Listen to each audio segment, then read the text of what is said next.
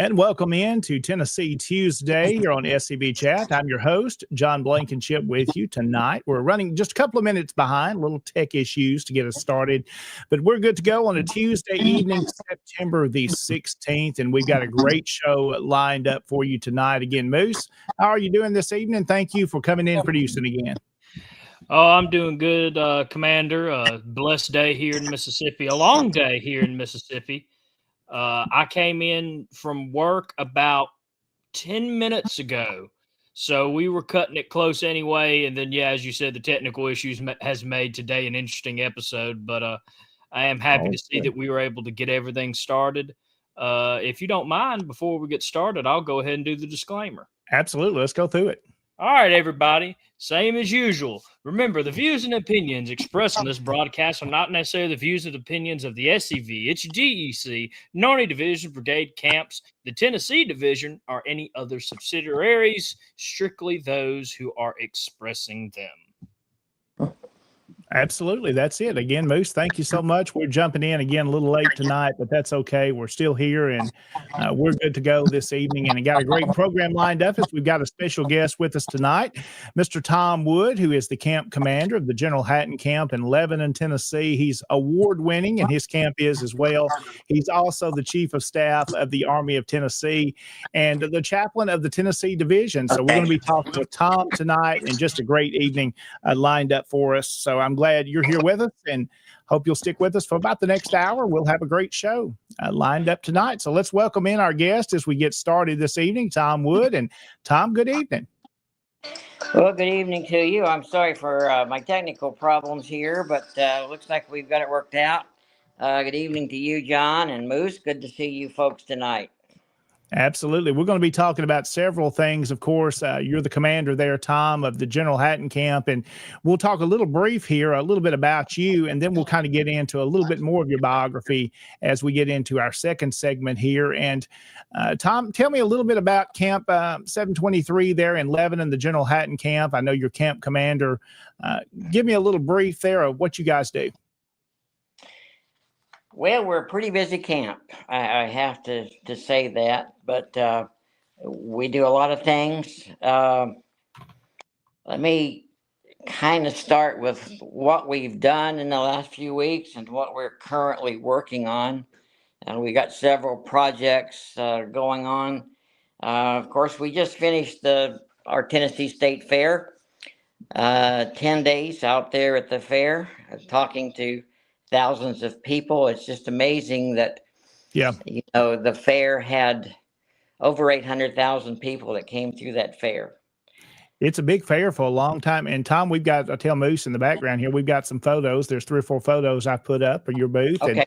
you'll Okay. see those come up. And we can kind of talk about those a little bit. And I know you guys have been at the fair there for several years. And I think you can see that photo there. Kind of tell us about some of these as we kind of go through them.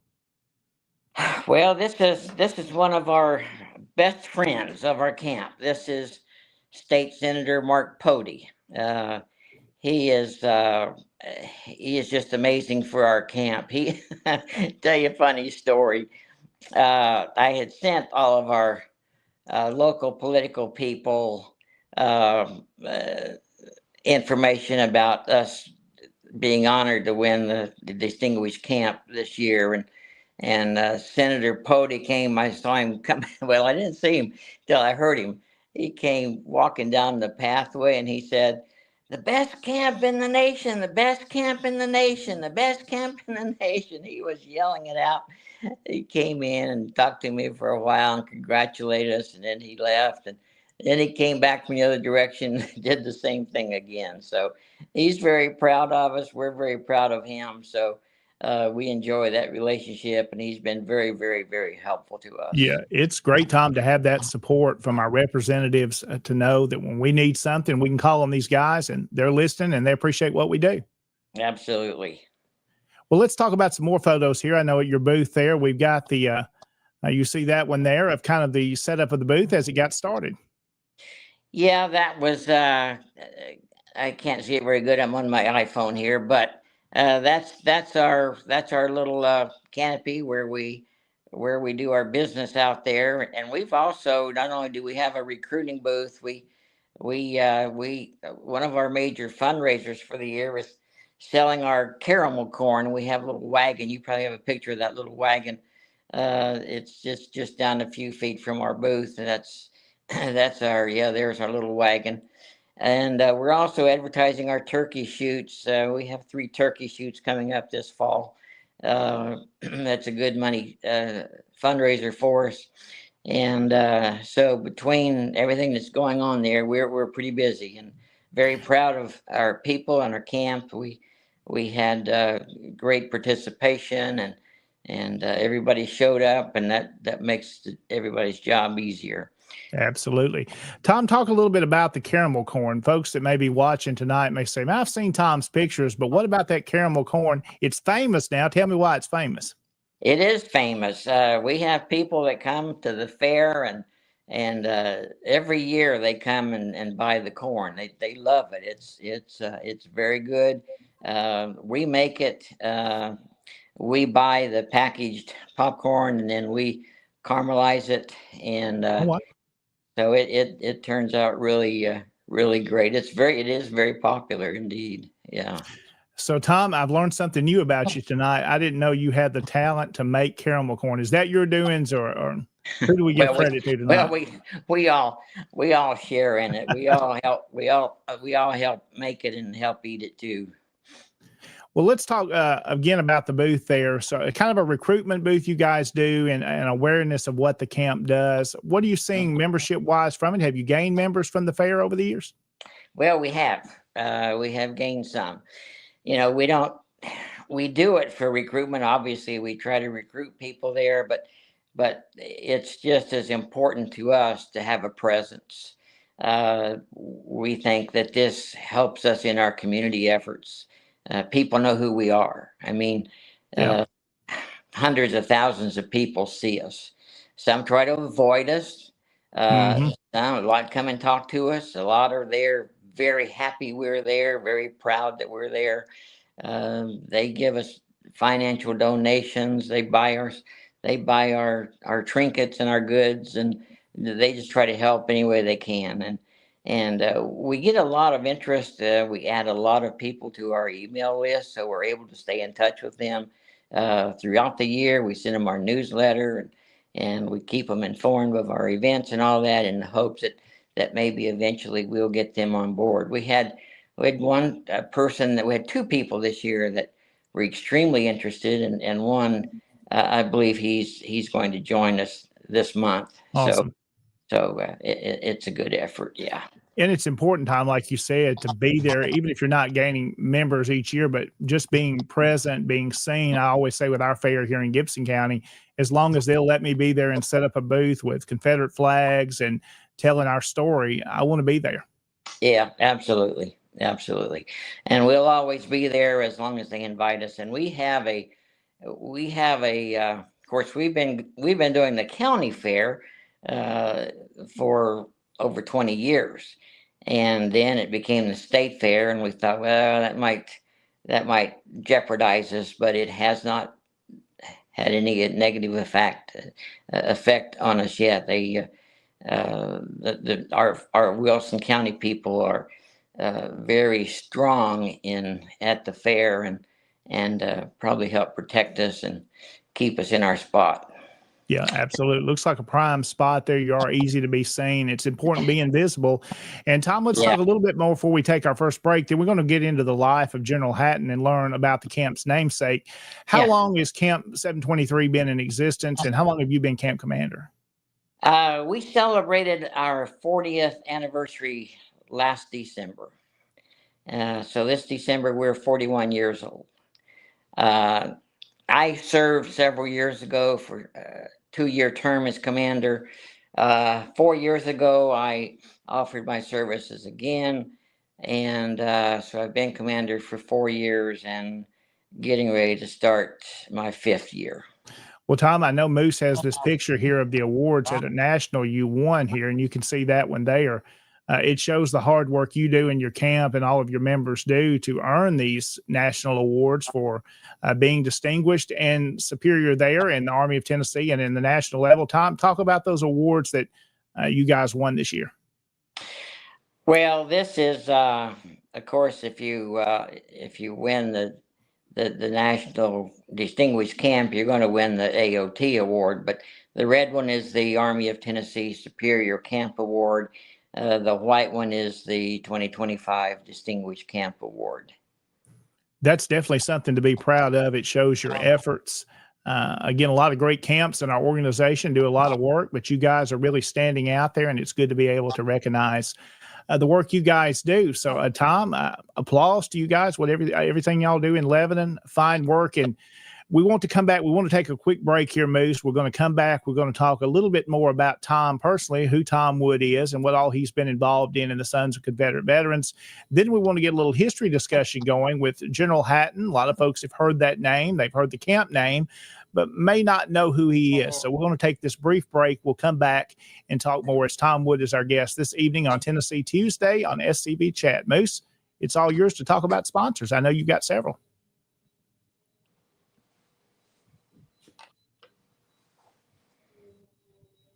And you're muted there. Just one of them days, you know. It's never stops. I know how it giving. Is. Everybody's having that day today. This has been an interesting day here at either the farm, my office, and even the show, it seems. So, of course, these commercial breaks are sponsored by scvchat.com. If you want to watch this episode live on the website, check out the Monday episode and check out the future Thursday episode, our favorite archived episodes, our t-shirt store, favorite videos of the month, stuff like that. Please go check out scvchat.com. And of course, we could not do this show without our Patreons. For $2.50 a month, you can just throw your general support our way. For $10 a month, you get your name scrolling at the end of every episode in our end credit section. And you get behind the scenes stuff with our Patreon. For $30 a month is our merch tier, where you get some cool exclusive merchandise just for you. And of course, for $80 a month, you become one of the sponsors, and you get a nice, beautiful picture at the beginning of every episode. And you get a bit of time to talk about yourself exclusively during the breaks, like Dr. Chris Cummins. Dr. Chris Cummins is a doctor located in Oxford, Mississippi. And if you're ever just in need of some good Southern hospitality, you didn't eat your apple and you had to go to the doctor, well, let me tell you, you're in luck, because there is a good Southern doctor in Dr. Chris Cummins. Go check him out. especially if you have knee pain, because he can help you out with that. So please thank our sponsors, go support them, and we'll be right back after this commercial break. When my mother was in college, she danced with Confederate veterans. To me, it wasn't that far away. You know, my father knew this. My mother knew this. Almost 50 years ago, I joined the Sons of Confederate Veterans. In those days, we weren't concerned about saving monuments or any of those things. That wasn't necessary. In fact, none of us had any remote idea that it would ever come up. We can't just sit there and react. We have to be proactive. Or, as Robert E. Lee said, the best way to disrupt your enemy's plans is to strike first. Everyone should do all in his power to collect and disseminate the truth, in the hope that it may find a place in history and descend to posterity. History is not the relation of campaigns and battles and generals or other individuals, but that which shows the principles for which the South contended and which justified her struggle for those principles. If you're looking for some place to be where you think you're going to accomplish something to save our history, go to the Sons of Confederate Veterans. I'm Thomas Lee Jesse. I'm a descendant of Private Daughtery Gilmer, a Confederate veteran.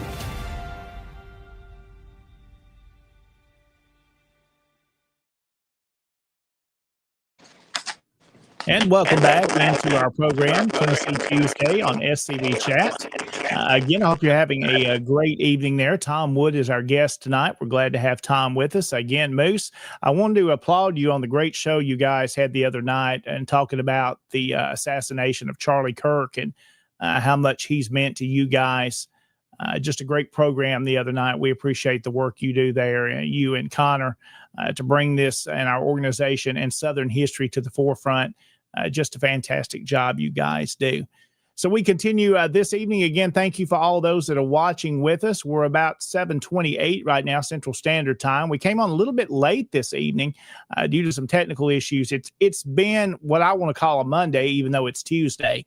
It seems like it's been going like that all day long, but we're here with you tonight and glad to have you here join us. So we'll get back in with Tom. I see Tom's video has dropped back off. Tom, can you still hear me though? I can hear you. Can you hear me? I can hear you, but I don't see you. But long as you can hear and we can talk, that'll work tonight. How about that? Okay. All right. Fantastic. All right, Tom Wood is our guest again this evening. He is the camp commander of the General Hatton Camp in Lebanon, Tennessee, and a fantastic job those guys do leading the charge across the division and across the Confederation. And Tom, we want to get in a little bit now and learn more about who Tom Wood is and a little bit of your background, maybe professionally, if you want to touch in on some of that, and then kind of into your involvement and interest in history and then the SCV. So, Tom, let's talk a little bit about how did you get involved in history? Where did this passion come from? And then kind of get into the SCV. Well, I've always had a passion for history. History was probably my favorite subject in school. I joined, well, I'm a Lebanon native, but my parents moved from Tennessee fairly early in my life. They moved north to the industrialized region where they could make more money. A lot of my family went north. We wound up in Arizona. I went to high school. I went to high school in Arizona, and even I attended college at Arizona State. So out of Arizona State, I got my commission in the Air Force. Went in the Air Force. Spent a couple of years in Italy, which was pretty interesting, being in Europe for a couple of years, traveling around. I've lived in several different states because of the military and my career. I was in construction for over 40 years. Well, Tom, let me jump in there with you. How long were sure. you in the military and the Air Force? I retired after 20 years in the reserves. Okay. So did you actually, I know folks are probably wanting to know this, did you fly planes? What was your responsibility in the Air Force? I did not. I was what they call an alert duty officer in Italy, and I had about 33 additional duties. Uh, so it kept me really busy. Um, and then I spent 2 years as a training officer at Officers Training School. Okay. And then I decided to leave active duty, and I went back to Arizona. Uh, Entered into the business with my father in the construction business. Took over that business for several years, and then had some what I thought were bigger opportunities with major nationwide companies, and so I did that.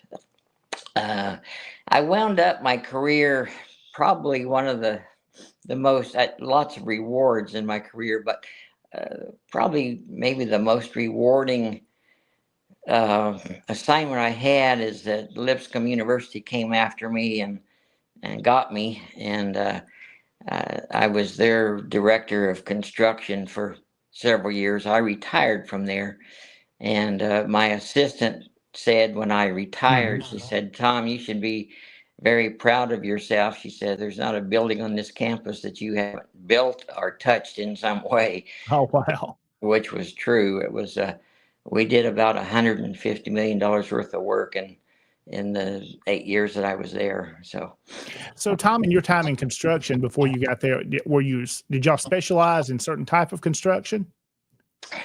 Uh, well, in the business that we had, it was we did a lot of housing and commercial, both. Okay. After that, after I left the business, why it was strictly commercial work. Well, definitely a good background there. Of course, that's a very important industry right now. I'm going through a building project at our library. It's $1 million project, and Yeah, I see that. I may have to call on somebody like you with your expertise. Well, it looks like it's going well for you. Thank you, Tom. Again, Tom Wood is our guest this evening, camp commander of the General Hatton Camp in Lebanon, Tennessee. And Tom, since we're talking about General Hatton now, I mentioned that name. Folks may want to know a little bit about the general. We may be familiar with his statue in Lebanon that almost all the way gets hit by cars, seem to like to jump that and do the Dukes of Hazzard thing there. Yeah.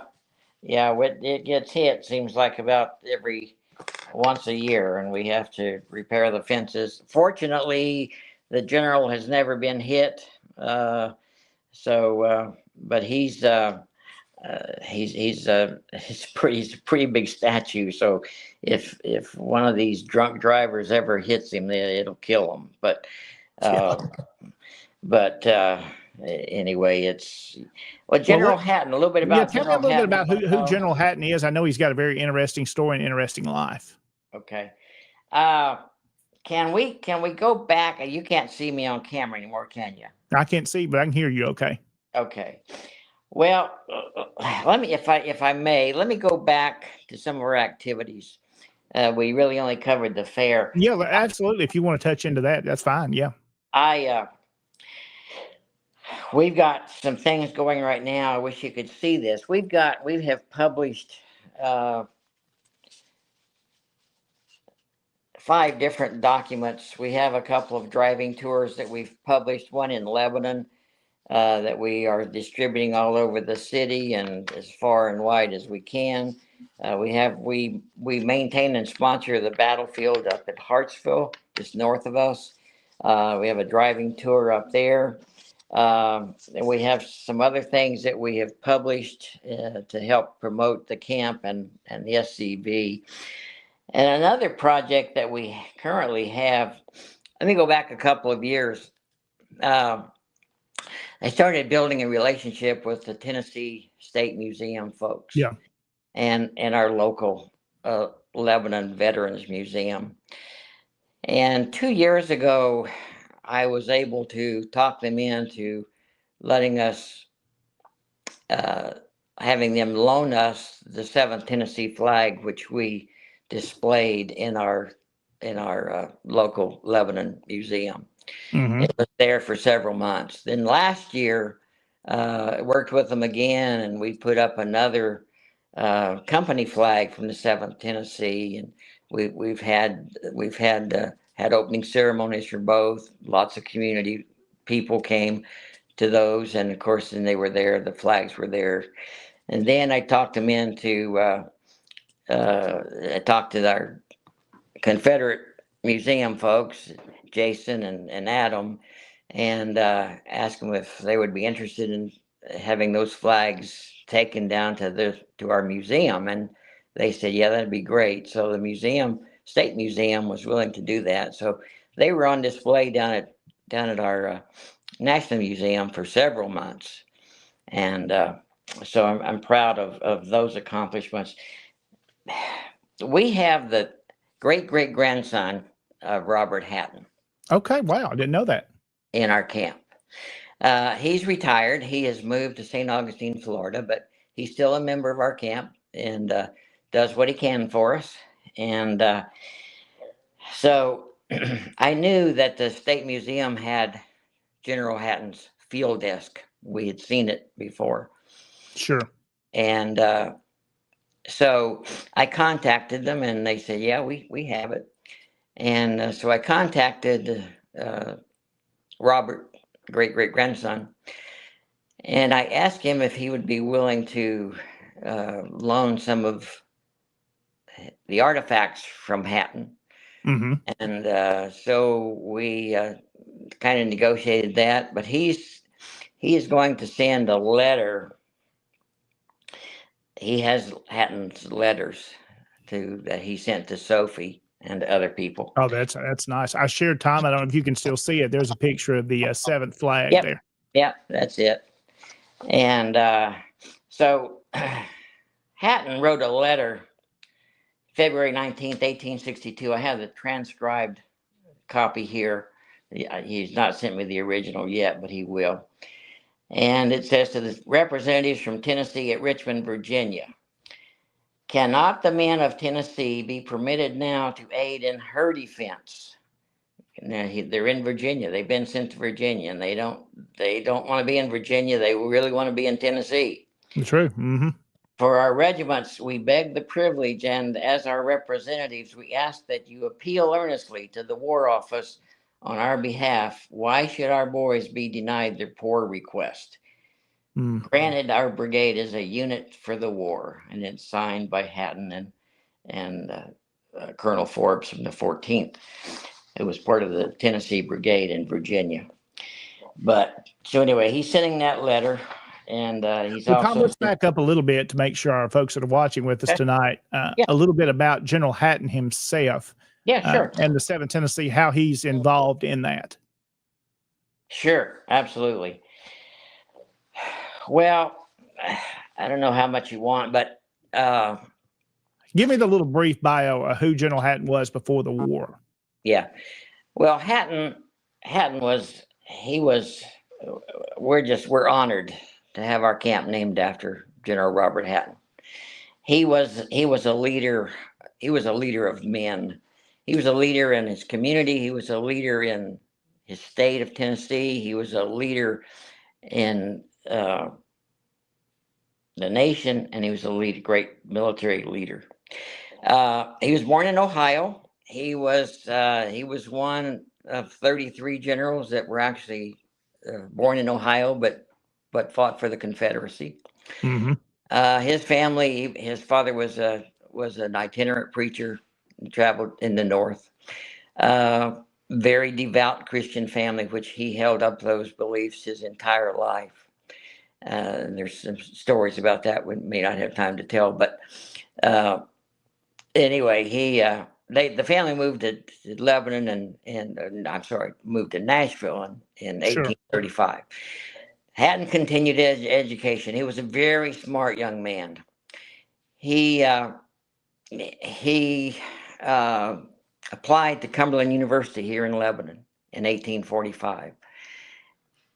And he wanted to be a junior. He wanted to come in as a junior level, skipping his first 2 years. The university allowed that, but said you must keep your academic rank, accordingly, which he did. He graduated in 2 years. Oh wow! He went to law school at Cumberland. Spent a year. He couldn't afford to finish law school. and he would not borrow the money because he did not want to be indebted to any man. And so he studied on his own for a couple of years, passed the bar, got married, became an attorney here in Lebanon. He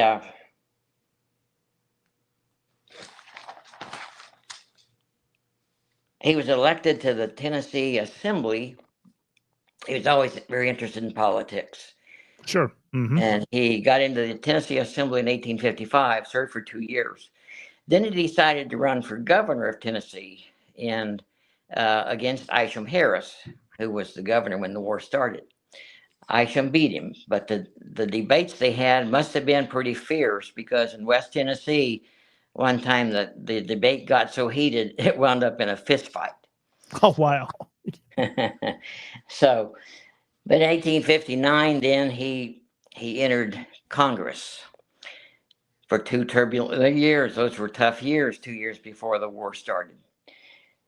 While he served in Congress, he was very much against secession. He thought the nation should stick together, they should work out their problems. But as time went along and 1864 came around, you can see in his letters that he became less pessimistic, or became more pessimistic about the future of the country.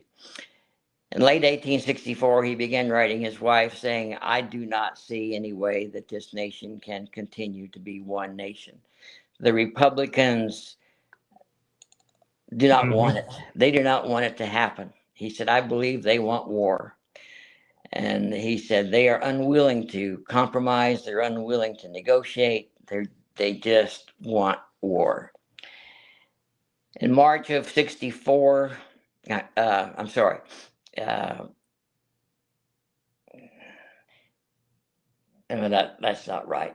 All those letters happened before the war, so it was 60 and 61. Sure. But Sure. but So basically, I see where you were off there, and his viewpoint really changed before the war. Yeah, and he couldn't do it. He said he just couldn't do anything. So March of 61, he arrived back in Lebanon, never to see Washington again. He made a speech, a 2-hour speech on the county courthouse steps, talking against secession.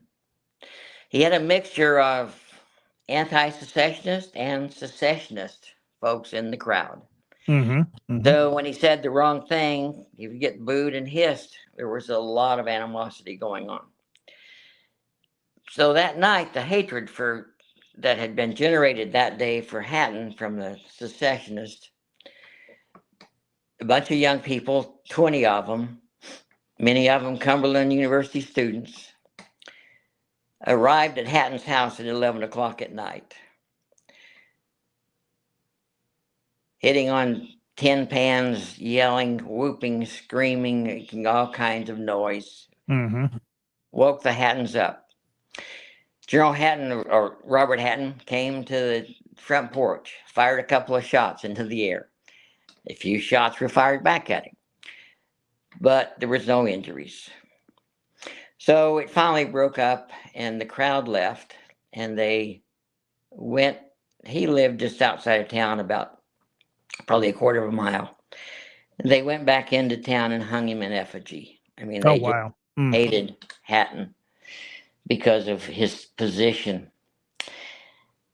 So Tom, when this happened, what year are we at now? We're in 1864. Oh, we're in 61. This is March of 61. This is 61. Okay. A month before the war started. So Hatton's never-ending hope for peace and his continued hard work for peace and unity ended when Lincoln sent 75,000 Yankees south to attack. Hatton said that the United States Constitution had been tossed aside to be remembered only in the history books. The great government founded by General Washington and the Patriots of 1776 had ceased to exist. Somebody asked Hatton to give another speech. He said, the time for speaking has ended. Yeah. It's time for action. So he began forming this company. They were called the Lebanon Blues. 5 other companies were being formed. Those 6 companies left Lebanon in May of 61, headed for Nashville and training camp. At training camp, those 6 and 4 more companies that were from surrounding neighbors of ours in Lebanon joined forces and were made the 7th Tennessee Infantry. They, for some reason, were shipped to Virginia, where they spent the remainder of the war. So let me ask you here, Tom, what was the makeup like in Wilson County in Lebanon at the time those guys enlisted and those companies were formed? What was it like there politically? Let me tell you that this area was very Confederate friendly. Here's an example. There were 23 Confederate companies formed out of Lebanon. There were 3 Union companies formed in Lebanon. Yeah, that's very similar to the way it is down my way. There was a couple of Union companies, but it was mostly Confederate. Yeah. So Hatton he was elected colonel. He was very popular. So 8 days before his death at Seven Pines, he was promoted to brigadier general. So he was a general for 8 days. They were in the battle. They were in the reserves. They were called up late afternoon, August 31st. And Hatton was leading his men, riding on his horse. His horse was killed. He extricated himself from his horse, got up, started walking again to the enemy, firing his 2 pistols. He had 2 pistols. And he was hit by a mini ball and instantly killed. Lieutenant Colonel Howard, who had been one of the commanders of one of the companies that left Lebanon, he said that the last words that he heard Hatton say was, "Follow me, boys."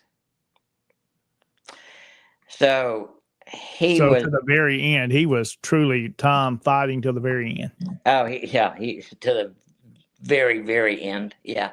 Firing his 2 pistols at the enemy when he was got. At this time, Tom, how old was he at this point? He died at 36. He was a young man. Yeah, very young man. And there's also, Tom, and you may be going to talk about this, I've noticed that there's a book about the life of General Hatton that was written many years ago.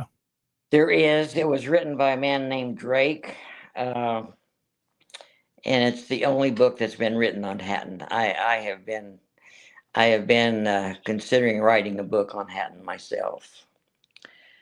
So, how accurate is Drake's? Is there more information been found since that point in time that can be added to it? Yeah, there's been some additional information. Yeah. But that book was written, I believe, in 1866, if I'm right, or 67, somewhere in there after the war. And he met with Sophie Hatton, the widow, and convinced her to that he should write the book. And she said, "You can write it, but just don't get too personal in our lives."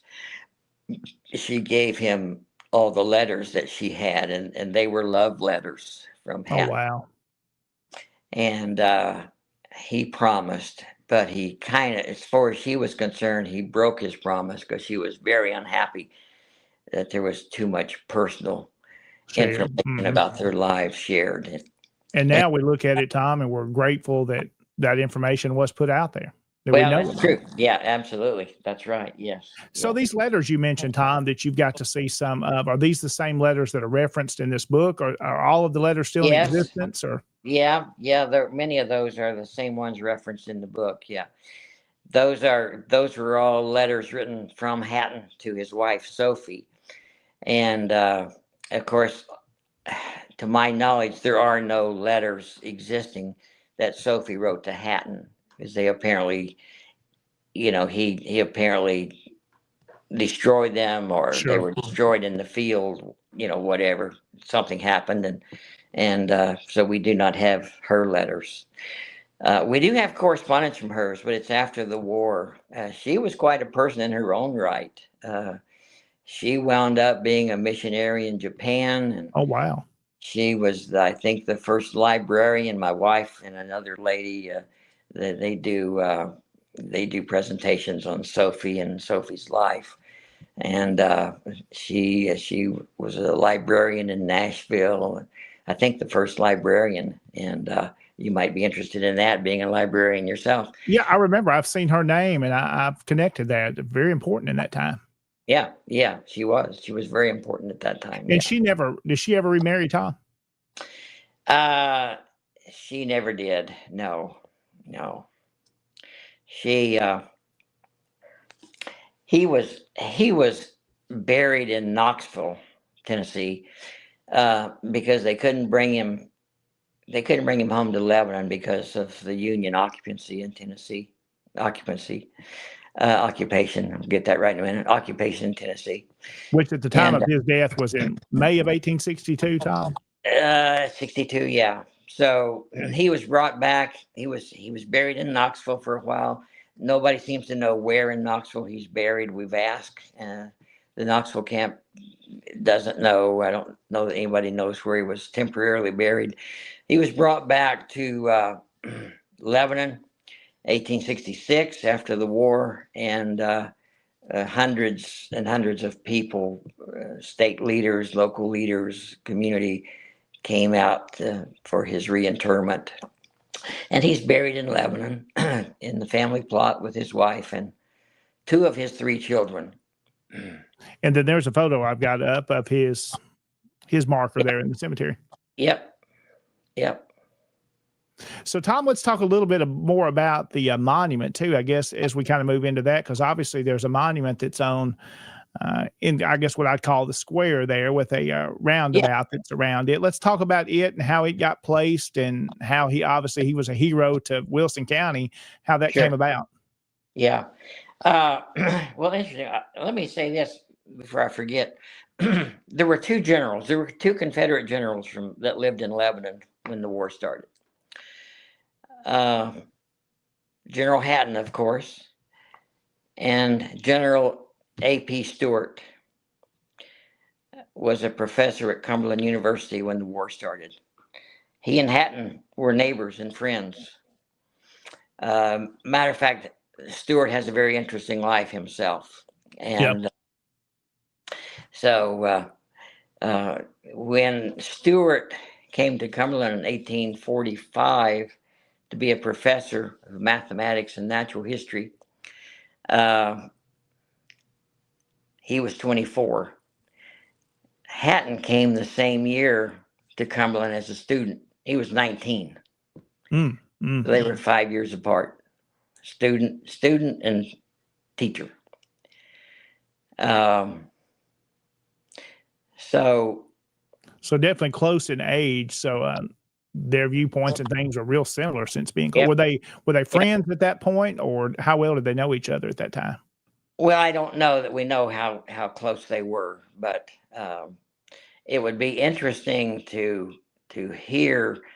And there were several colonels that came out of Cumberland, came out of Lebanon, and it would be interesting the conversations that these neighbors and friends had with each other as the war approached.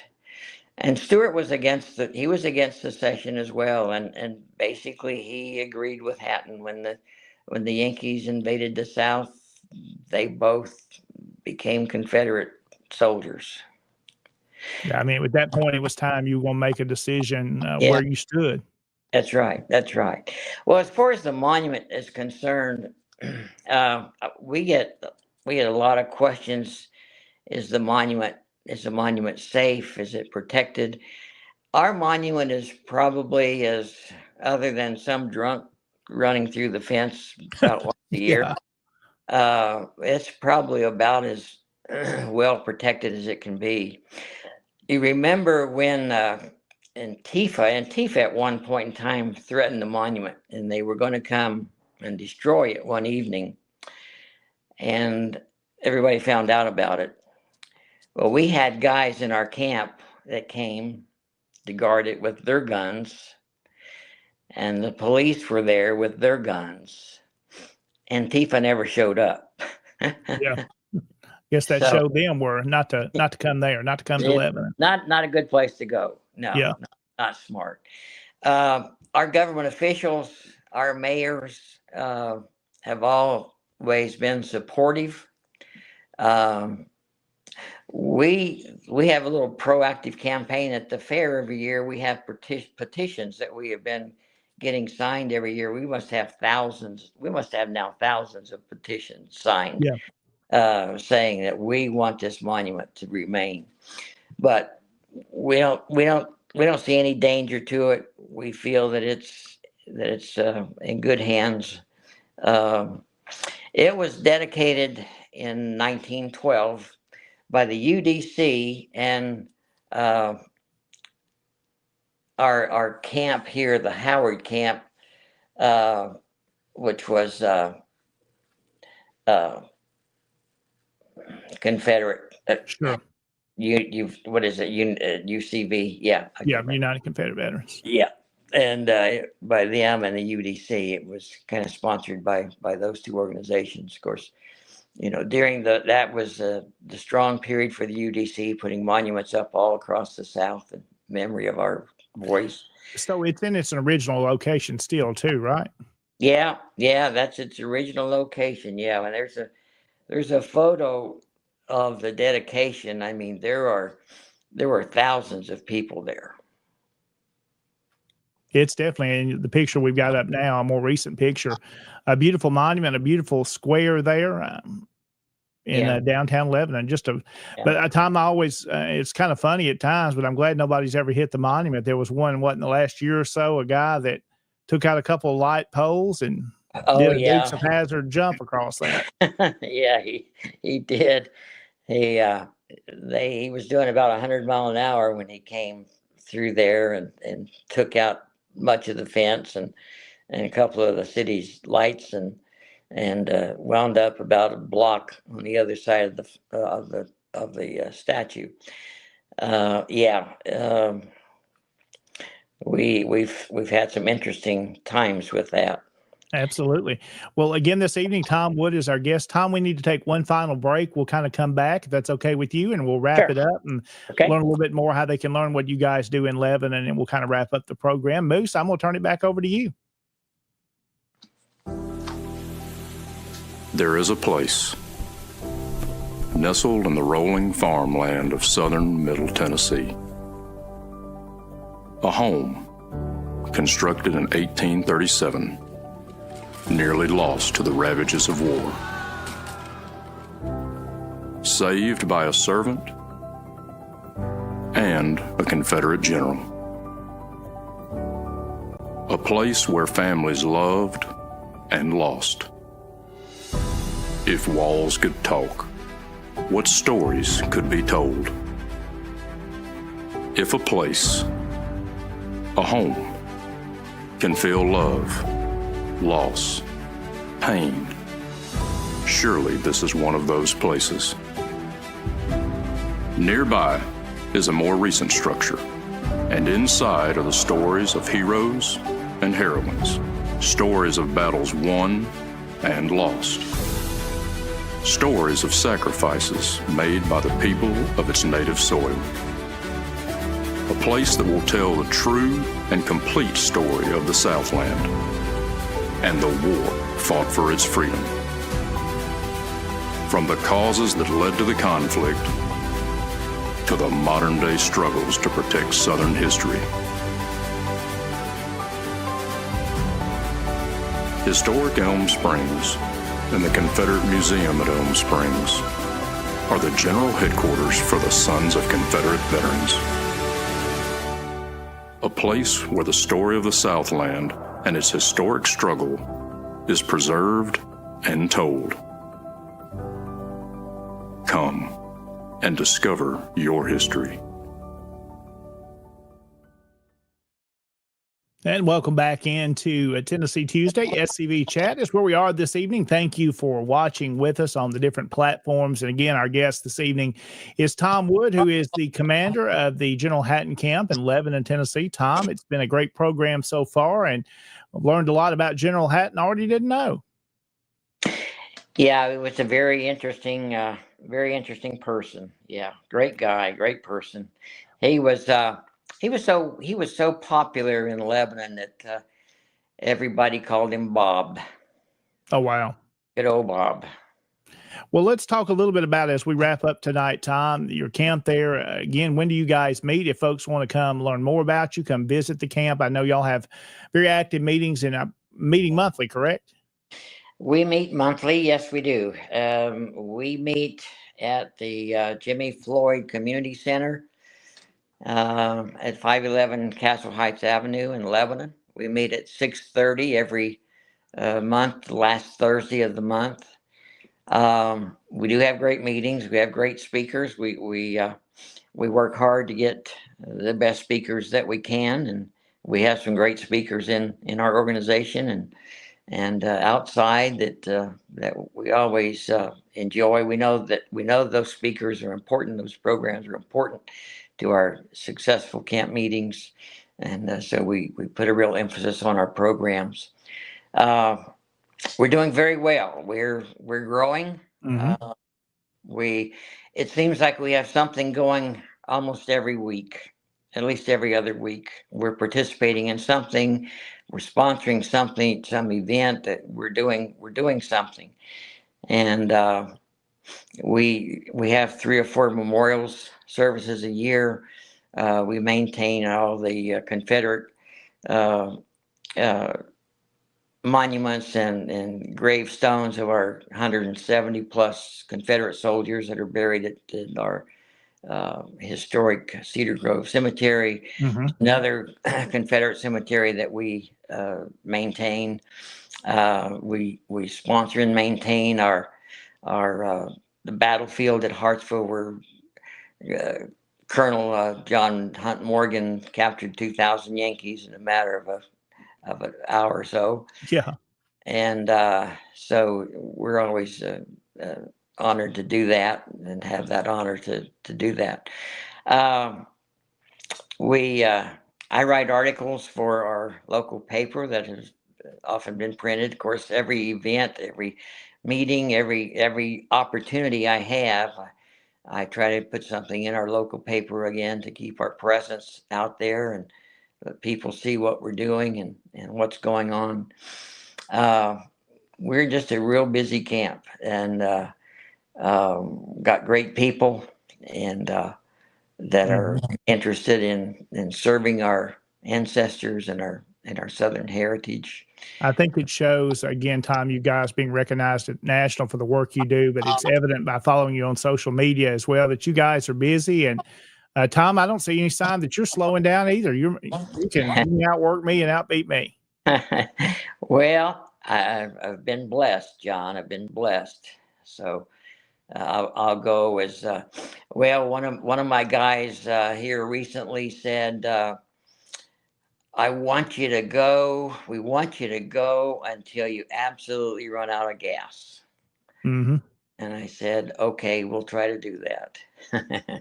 We'll just keep that gas tank full because we need you. Great work you guys do there in Lebanon. I know it's not just you, Tom, but all of your camp members. If another camp was out there and are trying to grow, trying to build, looking for things to go, reaching out to you, I think would be important for them to kind of model their camp after what you do and how you've got people involved. And it's important to keep the members involved. So they've got a role. So there's a reason for them to be there.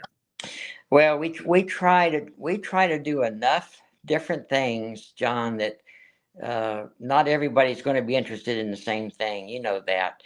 Yeah. And so we try to do enough different things that gets more people involved. If they don't want to do this, they can do that. So we want to give them every opportunity to serve that we can. Well, Tom, I want to, of course, mention Miss Nancy. I'm sure you couldn't do it all you do without her support. Absolutely not. You bet. That's right. So She keeps you in line, and I know that we don't see her do it a lot in public, but I know she keeps you in line and in order. yes, Huh? yeah, you bet she does. Absolutely. Well, Tom, again, thank you so much for all you do. And of course, on the division level, you served for several years as adjutant of the division, and of course, now as the chaplain of the Tennessee division. Tom, I appreciate all you do for the SCV and honoring our ancestors. Well, thank you. It's been to be able to do it for a few more years. Absolutely. Well, Tom Wood's been our guest this evening. Tom, thank you so much. And know the door is always open. Anytime you guys have something, we'd love to promote it here on Tennessee Tuesday. Thank you, John. Thanks, Tom. All right, guys, we get ready to just about wrap up this edition. A couple of things we want to mention coming up SCV news-wise. The Tennessee Division does have an executive council meeting coming up this Saturday, September the 20th. So if you're watching from Tennessee and you haven't made your plans to be there Saturday, I need you there. It's important as we do the business of our organization and keep our membership informed of what we're going on. So we have an executive council meeting coming up this Saturday. It will be at the National Confederate Museum there at the McCain Library, and that will start at 8:30 on Saturday mornings, and there'll be lunch available. So if you're a DEC member and you're coming, I need to know about that. Reach out to me. And also, if you're a division member that wants to attend to sit into that meeting, I'd like to know that as well, because we do have lunch, and the OCR is always so gracious to provide us men with a great lunch, and we appreciate them as well. So that's coming up this Saturday. Also, again, we missed Jason Boshears this evening. I know the Watkins camp there in Columbia has their camp meeting this evening. I believe Michael Hardy was their guest speaker, and Mr. Hardy always does a great job, a great historian, and I think they've done some touring around, and he got to see the grave of Sam Watkins there in Columbia. So we look forward to Jason being back with us next week as well. And as we wrap up, Moose, if you want to join in, let's promo some things you've got coming up on SCV Chat. And again, Moose, thank you so much for always being so willing to let the Tennessee division share things that's happening in our division with the great job you and Connor do. And again, we want to mention, I'm waiting for your announcement when you're getting married, since Connor's getting married. Surely you've got one coming up close. No. Oh. No. I tell people this all the time. I am a bit, and I heard this from my poor father, a workaholic. So Yeah. I had, like, one of my friends was like, "When's the last time you went on a date?" And I was like, "Well, remember that Christmas and me and my last girlfriend got in an argument." He was like, "That was 4 years ago." I was like, Huh, I didn't even realize that I've been just so focused. So no, I'm not getting married anytime soon. No time soon. Well, we'll be working on that. We'll find you that perfect person. Thank you. But so what do you guys have coming up on SCV Chat next shows? See, tonight's Tuesday. So what's coming up the rest of this week? So Wednesday, of course, we have Look Around Florida with the Florida man, Sean McFall. Same time, 7 p.m., Confederate Standard Time. And of course, Thursday, we have Look Around. I will be trying to figure out how we're going to do it this week again. I don't know if I'll be able to do it yet, but we are going to be working on it. Last week we had to cancel because just some scheduling conflicts. No one could do it. So we're going to try to figure out again, because we do have a lot of great events coming up that I want to highlight. Sure. But with that, please make sure, of course, to share this episode out and email scvuyoutreach@gmail.com, and you'll be featured on the upcoming episode of Look Around the Confederation. And I do want to remind everybody to please use the chat responsibly. I had somebody on Instagram. That's why I didn't pop up for a bit. I was dealing with him. But luckily, averted. But thank you all for tuning in. Of course, Friday, the Douglas Southall Freeman Group, Friday Night Live. And, of course, Sunday, speaking of Michael C. Hardy, he has Hardy, our History with Hardy. And it will be at 7 p.m., I believe, as well. So please go support our sister shows, and can't wait to see everybody hopefully Thursday. Absolutely. Well, fantastic, Moose. Appreciate all you do. Appreciate you jumping in tonight and helping produce this show. And we look forward to being back with you guys this coming Tuesday. We'll have another great program lined up. Looking forward to it. Y'all have a great evening, everybody. Take care, and God bless you.